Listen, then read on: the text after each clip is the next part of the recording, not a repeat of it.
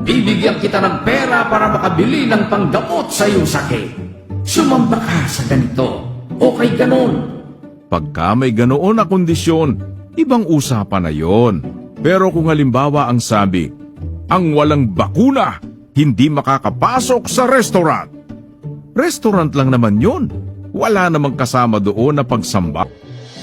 Kaya gusto ko itong pansinin ninyo mga kapatid, pagka dumating na yung panahon na pasasambahin kayo sa hayop, tao yan paluluhurin kayo sa harapan ng Antikristo, pasasambahin tayo, piliin na natin ang mamatay kaysa sumamba sa hayop.